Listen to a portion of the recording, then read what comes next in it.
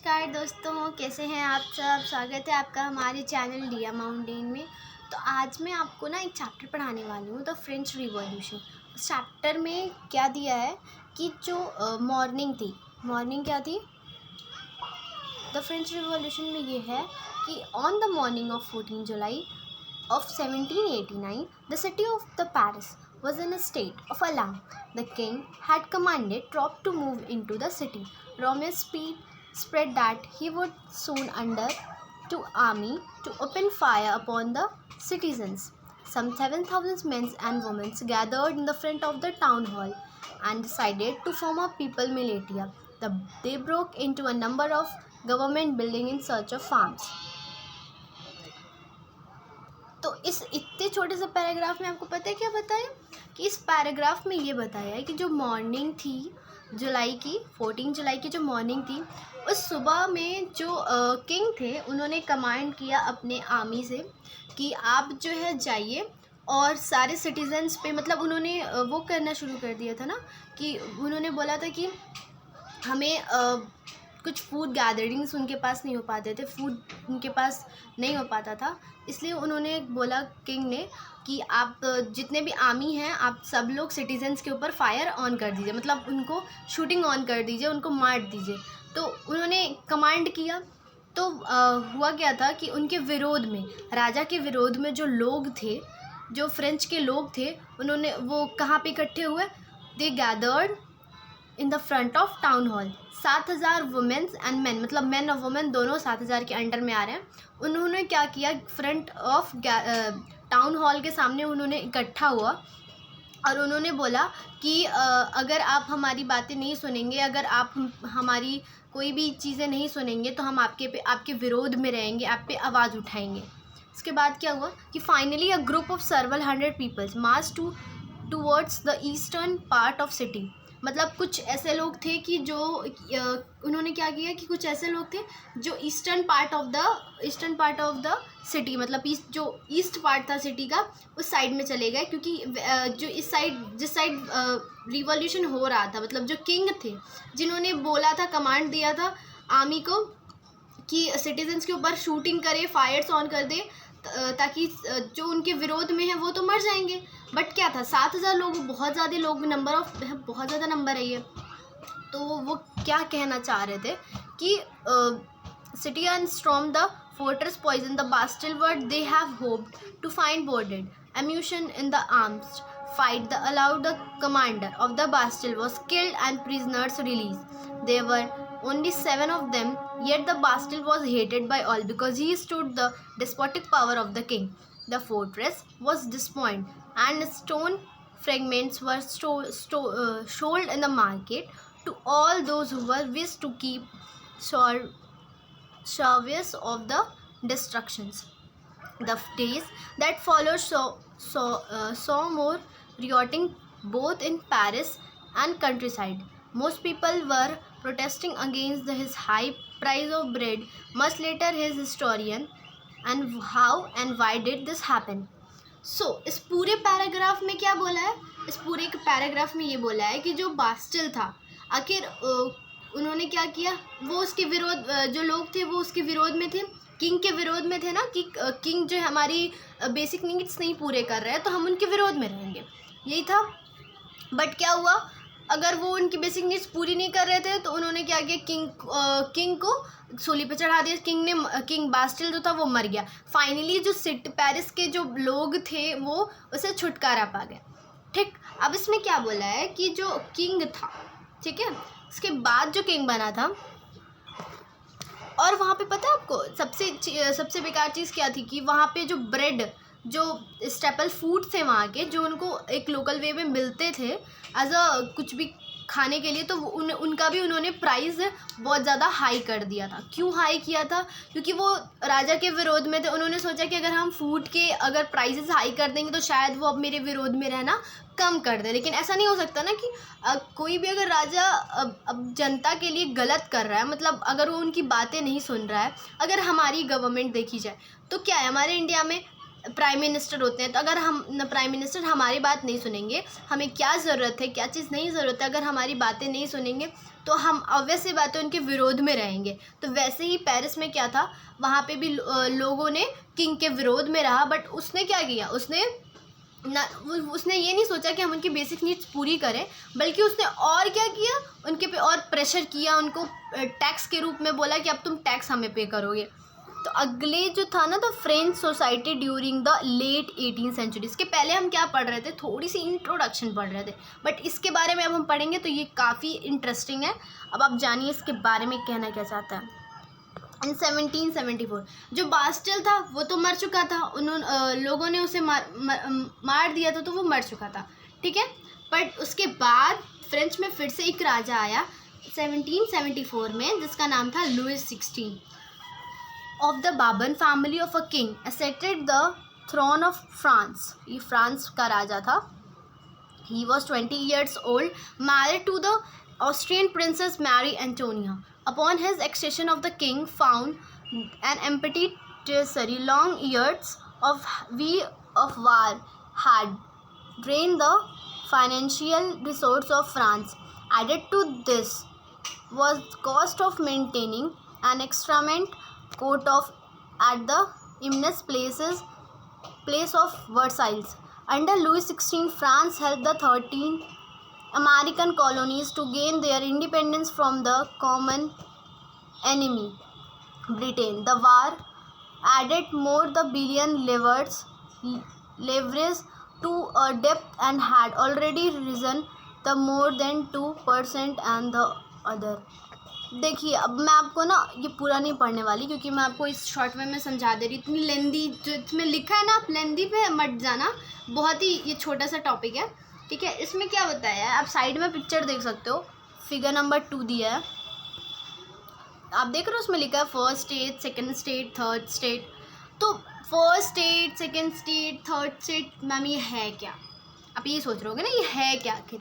मैं आपको बता रही हूँ, फर्स्ट स्टेट में वो लोग आते हैं who the people work in the church, मतलब जो लोग थे वो चर्च में काम कर रहे हैं, उनको फर्स्ट स्टेट में डाल दिया था किंग ने, ठीक है। वो सेकंड स्टेट में क्या था, सेकंड स्टेट में था कि जो बहुत ज़्यादा रिच है, मींस जो फैमिली, मतलब जो किंग की फैमिली है, समझो जो किंग के लेवल में है और किंग की फैमिली है, उसको सेकंड स्टेट में डाल दिया। अब बचे थर्ड स्टेट। थर्ड स्टेट में क्या था कि जो लोग एक्स्ट्रा लोग बचे, जो मिडिल क्लास फैमिली से हैं, जो लोअर क्लास फैमिली से, जिनके पास ज़्यादा मनी एफर्ट नहीं कर सकते, वो उन्होंने क्या किया, उन्हें थर्ड स्टेट में डाल दिया। चलो ठीक है, first state, second state, third state में उन्होंने एक डिवाइड कर दिया। अब हम ये जान लेते कि फर्स्ट स्टेट को कहते क्या है आखिर। फर्स्ट स्टेट तो नाम नहीं होता होगा, कुछ और भी नाम उन्होंने रखा होगा। फर्स्ट स्टेट का जो नाम उन्होंने रखा था, जो किंग था उसने क्या रखा था, क्लर्जी रख दिया था, कि फर्स्ट स्टेट वाले लोगों को क्लर्जी बोलेंगे, सेकंड स्टेट वालों को नोबैलिटी बोलेंगे, और जो थर्ड स्टेट वालों हैं उनको रिमेनिंग पीपल्स, मतलब जो बचे कुछ पीपल्स हैं जो जिनके पास मनी नहीं है या जो लैंडलेस फार्मर्स हैं, उनको हम थर्ड स्टेट में डाल देंगे, ठीक है।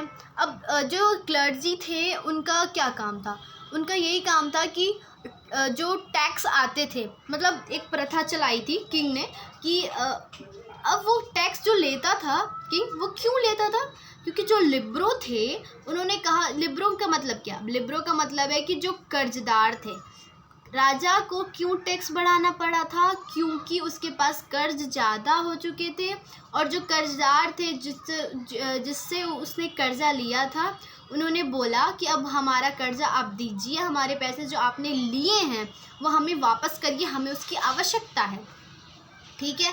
अब उन्होंने बोला कि हमें आवश्यकता है, तो अब राजा के पास क्या था, वैसे ही बास्टिल मर चुका था, तो उसके बाद से उसने दूसरा राजा घोषित किया गया था ना, तो वो तो था ही बेकार, बट ये भी राजा बेकार ही था। इसने भी सोचा कि यार अपने तरफ से क्या पैसा खर्च करना, जो थर्ड स्टेट वाले लोग हैं उनसे टैक्स पे करवाएंगे, जो होगा, जो मनी एफर्ट जो भी वो देंगे, उन्हें हम लिब्रो को दे देंगे। लेकिन भाई इतने ढेर सारे लोगों को कैसे बोलना है कि टैक्स पे करने के लिए, उन्होंने फोर्स अप्लाई करना शुरू कर दिया। अब ऑब्वियस सी बात है कि अगर आप लोअर क्लास फैमिली को देखें या मिडिल क्लास फैमिली को देखें, अब उस पर आप ज़्यादा प्रेशराइज करती है गवर्नमेंट, तो उनके पास तो ज़्यादा पैसे हैं नहीं ना कि वो अपने आपको पैसे दे के या आपसे कुछ भी ज़मीन या कुछ भी ले लेंगे ज़बरदस्ती।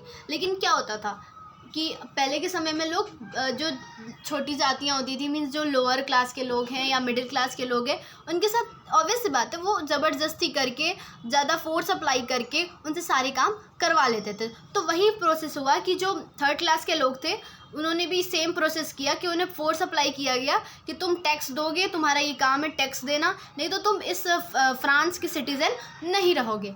तो अब उनको क्या हुआ कि भाई हमें तो टैक्स पे करना ही पड़ेगा, नहीं तो हम फ्रांस में रह नहीं पाएंगे। तो उस डर से उन्होंने क्या किया, टैक्स पे करना शुरू कर दिया।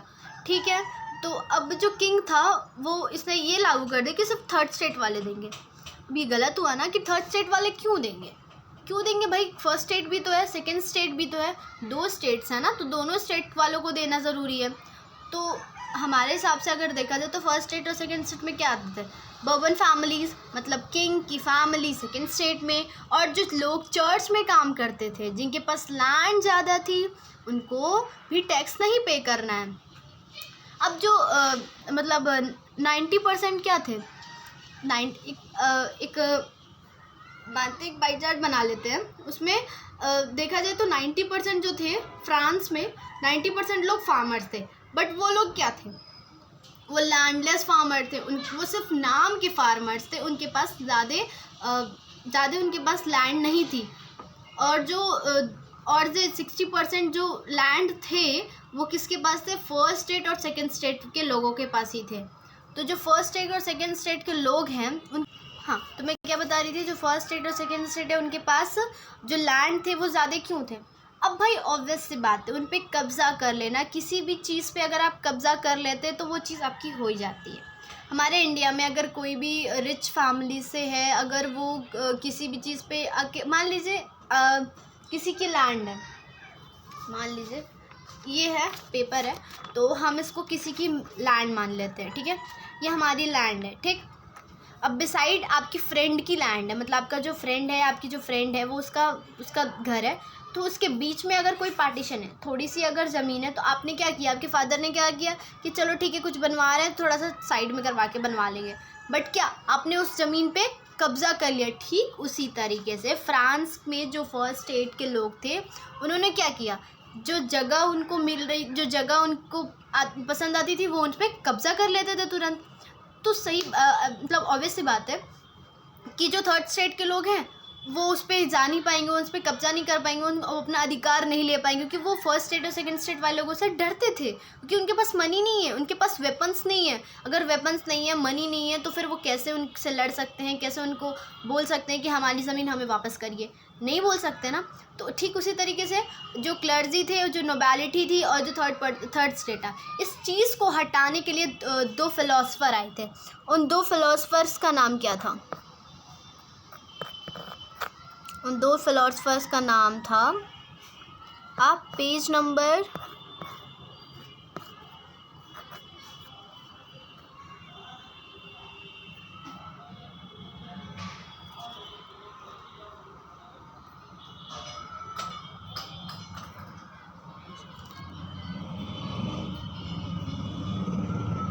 देखिए, A growing middle class evidences and end to privilege।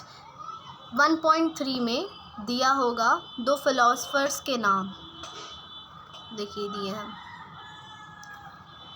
John Locke and Jean Jacques Rousseau. इन 2 फिलोसफर ने क्या किया था, इन 2 फिलोसफर में ये किया था कि देखो वो जो 2 फिलोसफर थे ना, जो 2 फिलोसफर थे वो किस स्टेट से आए थे, फर्स्ट स्टेट और सेकंड स्टेट से आए थे। वो ये नहीं चाहते थे कि हर एक इंसान को इक्वालिटी, वो ये चाहते थे कि हर एक इंसान को इक्वालिटी मिले, बट जो किंग था वो क्या चाहता था कि नहीं, जो थर्ड स्टेट है वो अलग रहे, फर्स्ट स्टेट अलग, सेकंड स्टेट अलग, सब लोग अपने अपने अलग स्टेट में रहें। लेकिन जो 2 फिलोसफर थे वो क्या चाहते थे, सबको इक्वालिटी मिले, कोई भी भेदभाव ना, कोई भी डिस्क्रिमिनेशन ना हो। तो सही है ना कि किसी के बीच अगर डिस्क्रिमिनेशन नहीं होगा तो जो कंट्री रहेगी वो वेल डेवलप्ड रहेगी, वेल एजुकेटेड रहेगी, साथ रहेगी, किसी भी चीज़ की अगर ज़रूरत पड़ेगी वो कंट्री साथ ही लड़ेगी। अगर रिवॉल्यूशन होने का कारण यही था कि उनको डिस्क्रिमिनेट कर दिया जाता था।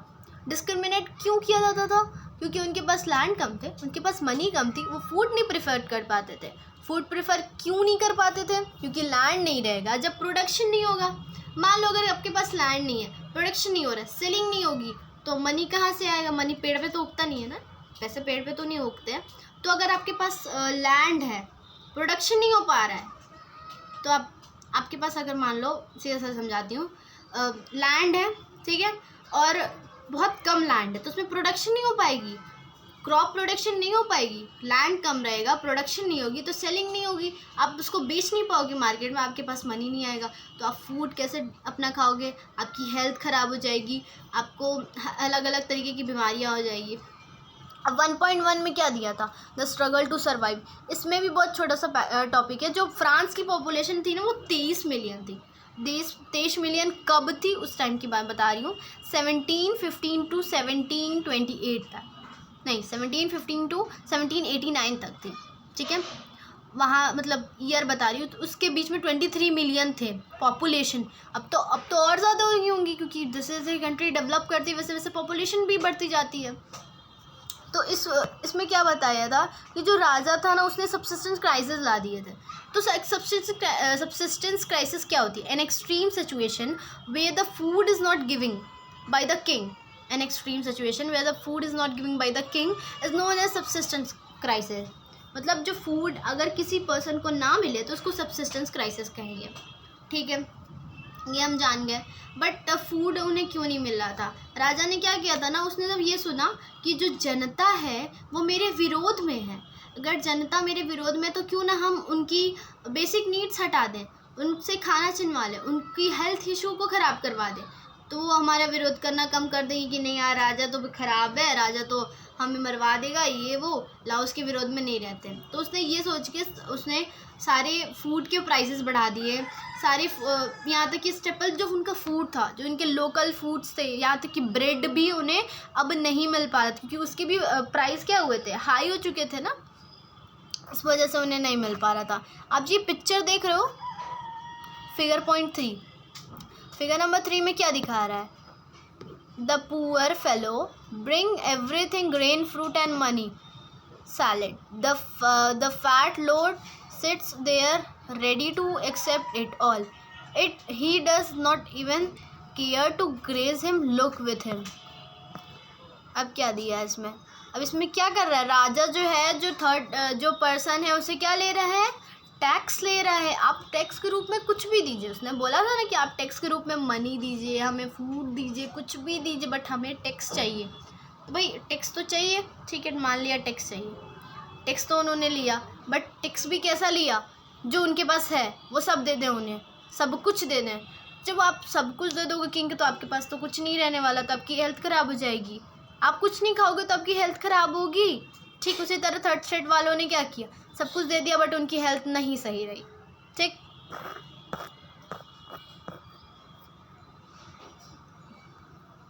जो दो फिलोसफर थे ना, उनके साथ एक और फिलोसफर था जो मॉन्टेस्क्यू था, जो मोनार्की सिस्टम को हटाना चाहता था। अब मोनार्की सिस्टम क्या था कि उसमें भी, मोनार्की सिस्टम में भी यही था कि उनको जो है अलग अलग लोगों को डिस्क्रिमिनेट कर देना, अलग अलग स्टेट्स में बदल देना। तो अलग अलग स्टेट में बदल देना क्यों भाई? ऐसा क्यों राजा ने किया? क्योंकि वो नहीं चाहता था कि जो थर्ड स्टेट वाले लोग हैं वो हैप्पी रहें, उनकी भी फैमिली ग्रो करे, वो भी वेल एजुकेटेड रहें या कुछ ऐसे रहें।